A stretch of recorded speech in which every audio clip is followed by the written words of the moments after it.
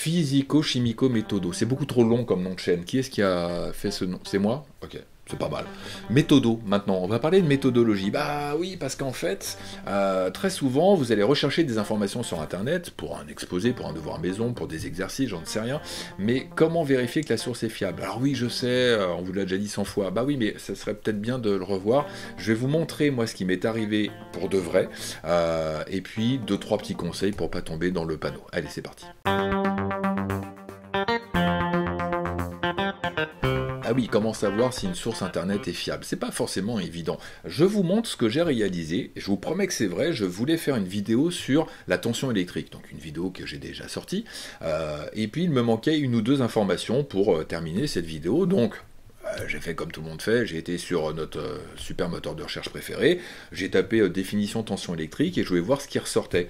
Et puis j'ai vu un site internet qui sortait parmi les premiers qui était Total Energy. Bon, donc j'ai cliqué dessus et voici ce qui apparaît quand on va dessus. Alors on lit la tension électrique, etc. Blablabla. Et à un moment donné, exprimée en volts, jusque-là tout va bien, elle sert à désigner l'intensité électrique d'un appareil ou d'un dispositif. Ça vous choque pas?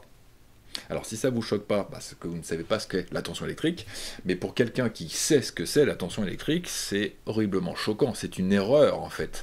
Donc Total Energy, ça serait peut-être bien de changer votre phrase ici, parce que exprimé en volts, la tension, ça n'est pas l'intensité. L'intensité, c'est ce qui est exprimé en ampères. Voilà, pour ceux qui ne savent pas, il y a une petite vidéo que j'avais faite.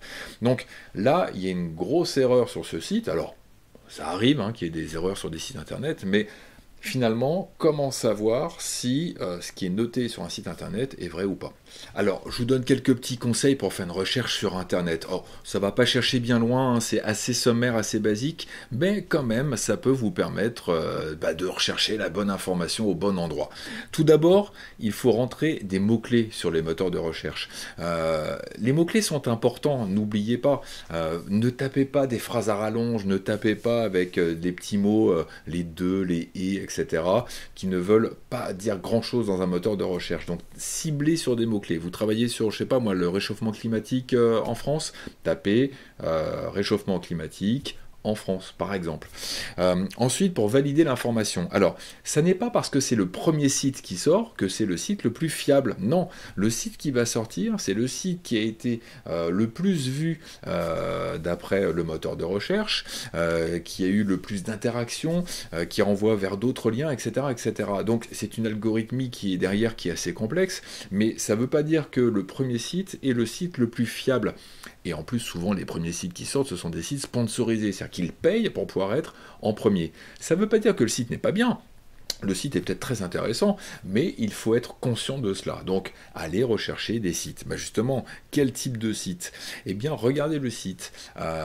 Déjà, est-ce que c'est un site commercial? Est-ce que c'est un site qui va vendre quelque chose? Est-ce que c'est un site d'information, comme les journaux, par exemple?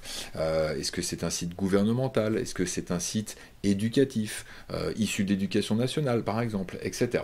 Ensuite, vérifiez l'auteur.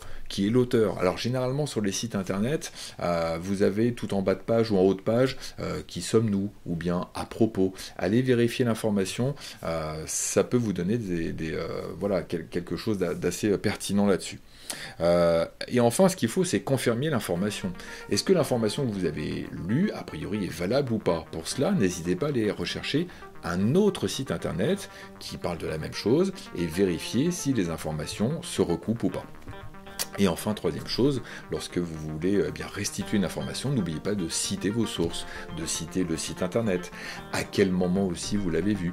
Ah, et puis dernière chose aussi, pour la validation de l'information, j'oubliais, mais regardez la date, parce que si l'information date de 1990 et que vous travaillez sur le réchauffement climatique actuel, les données ne sont plus valables.